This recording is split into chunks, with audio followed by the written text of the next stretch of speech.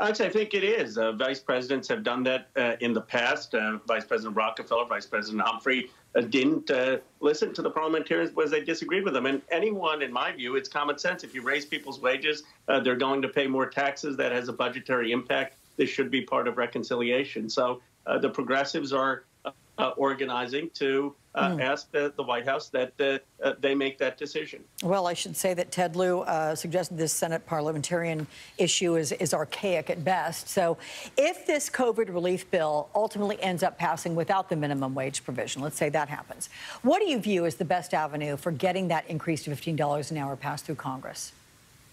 It's going to be difficult. That's why the progressives have been pushing so hard, because we don't have 60 votes for it. It has to be through reconciliation. So if it's not in this reconciliation, then we need to figure out how to have it in the next reconciliation. But if we're going to defer to the parliamentarian interpretation that it can't be done through reconciliation, then it becomes very, very difficult to get it done. And that's why there's been such a push to be able to deliver on this.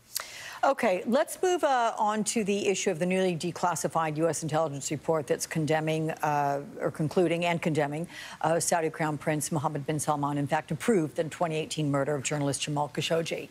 So the mere release of the report seems a very strong statement to the Saudis. But why are some critical that the Biden administration isn't doing more on this?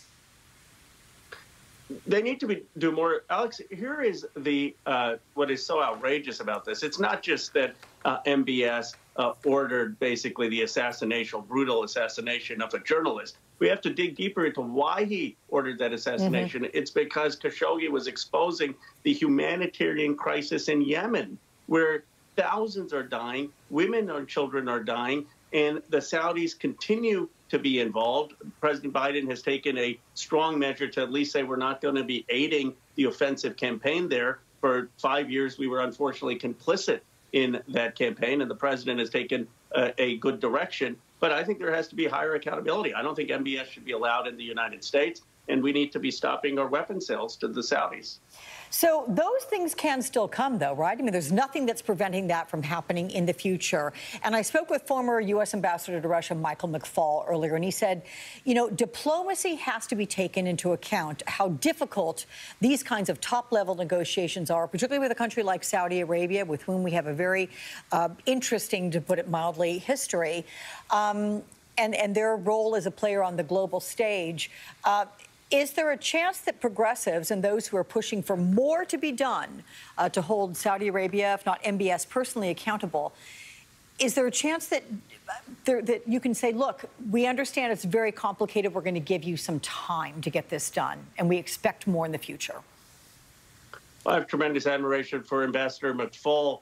The challenge here is what's going on in Yemen. So if for 5 years, there's been a war where there may be the largest famine in Yemen, and some of us have been trying to stop the United States involvement. I want to say that President Biden has done the right thing there, but we need to, at the very least, get the blockade lifted. We need to tell the Saudis to stop pouring money into Yemen. I understand this is complex diplomatically, but I guess what progressives believe is that we lead with human rights. We don't lead with a calculation of balance of power politics. And if we take that approach, then I think that we're going to get to a resolution. So there is a good faith with the administration. We are going to give them and have given them a runway. We've applauded the decisions, but we understand every day we don't act, more people are dying in Yemen.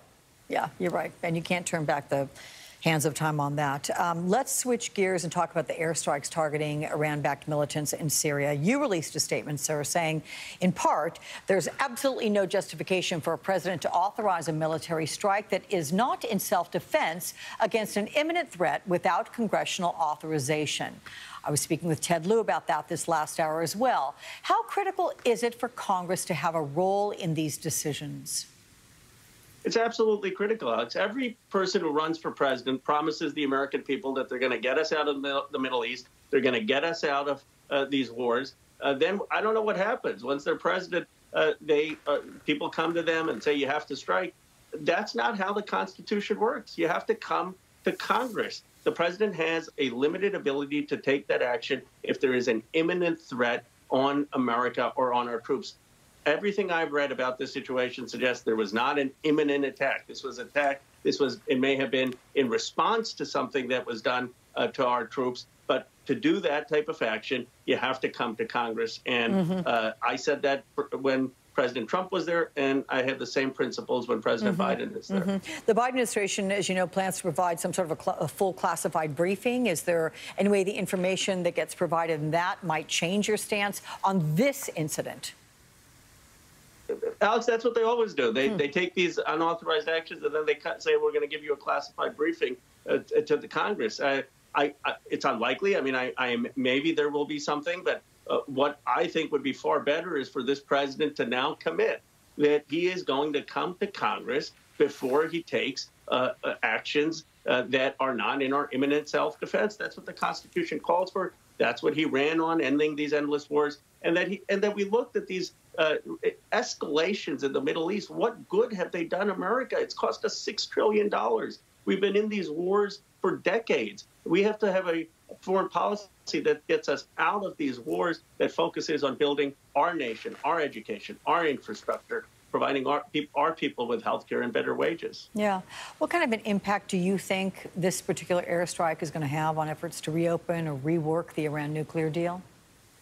Well, that's my concern. I hope. I have a lot of confidence in Robert Malley, who is President Biden's special envoy to Iran. I know he's committed to the JCPOA. I know Jake Sullivan, the national security advisor, helped negotiate the JCPOA. So I know the administration wants to get back in.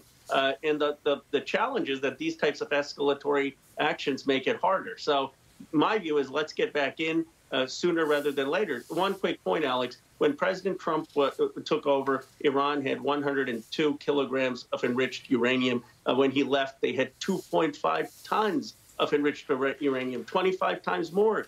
So obviously his strategy factually didn't work. It's time for a new approach. Okay, California Congressman Khanna, I always love our conversations, not just because you're a fellow Californian. Good to see you. Thank you so much. I love that you have me on, Alex. Good. Well, I'll see you again soon then.